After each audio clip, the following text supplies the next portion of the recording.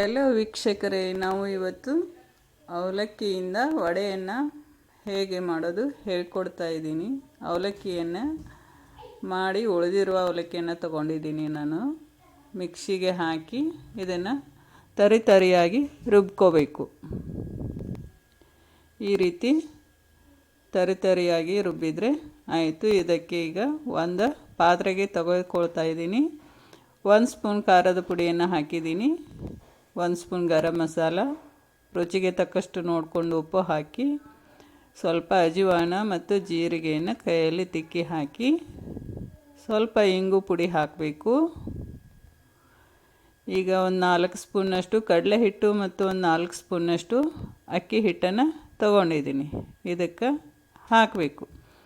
ಒಂದು ಈರುಳ್ಳಿಯನ್ನು ಕಟ್ ಮಾಡಿ ಹಾಕಿದ್ದೀನಿ. ಒಂದು ಅರ್ಧ ಲಿಂಬೆ ಹಣ್ಣಿನ ರಸವನ್ನು ಇದಕ್ಕೆ ಹಿಂಡಿದ್ದೀನಿ.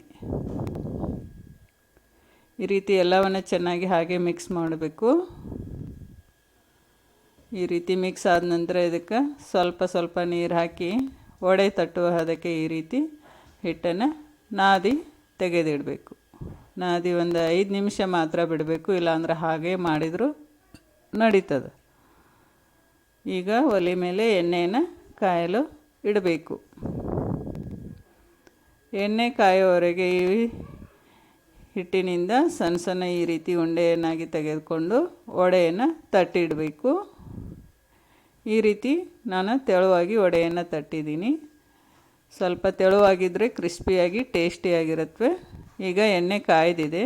ಒಂದೊಂದಾಗಿ ಎಣ್ಣೆಯಲ್ಲಿ ವಡೆಯನ್ನು ಕರಿತಾ ಇದ್ದೀನಿ.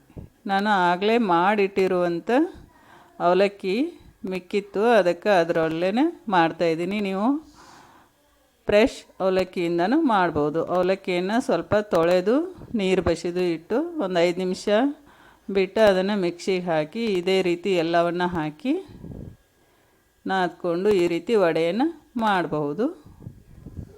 ತುಂಬಾ ಕ್ರಿಸ್ಪಿ ಮತ್ತು ಟೇಸ್ಟಿಯಾಗಿರುತ್ತೆ.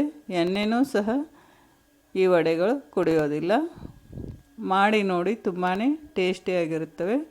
ನಾನು ಆಗಲೇ ಇದರಲ್ಲಿ ಮೆಣಸಿನ್ಕಾಯಿ ಇದು ಎಲ್ಲ ಅವಲಕ್ಕಿಯಲ್ಲಿ ಹಾಕಿರೋದ್ರಿಂದ ಸ್ವಲ್ಪನೇ ಖಾರ ಹಾಕಿದ್ದೀನಿ. ನೀವು ನೋಡಿಕೊಂಡು ನಿಮ್ಮ ರುಚಿಗೆ ತಕ್ಕಷ್ಟು ಉಪ್ಪು ಮತ್ತು ಖಾರವನ್ನು ಹಾಕಿ ಈ ರೀತಿ ವಡೆಯನ್ನು ಮಾಡಿ ನೋಡಿ. ಅವಲಕ್ಕಿ ವಡೆ ತುಂಬಾ ಟೇಸ್ಟಿಯಾಗಿರುತ್ತೆ. ಇದೇ ರೀತಿ ಎಲ್ಲ ವಡೆಗಳನ್ನು ಮಾಡಿ.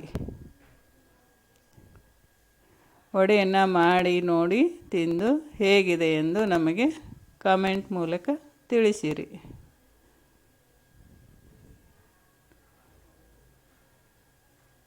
ನೋಡ್ರಿ ಎಷ್ಟು ಚಂದ ಕ್ರಿಸ್ಪಿಯಾಗಿ ವಡೆಗಳು ಬಂದಿದೆ. ಮಾಡ್ತಿರಲ್ವ ನೀವು ಇದೇ ರೀತಿ ವಡೆಯನ್ನು? ಇದೇ ರೀತಿ ಸಬ್ಬಕ್ಕಿ ವಡೆ ಕೂಡ ಮಾಡ್ಬೋದು.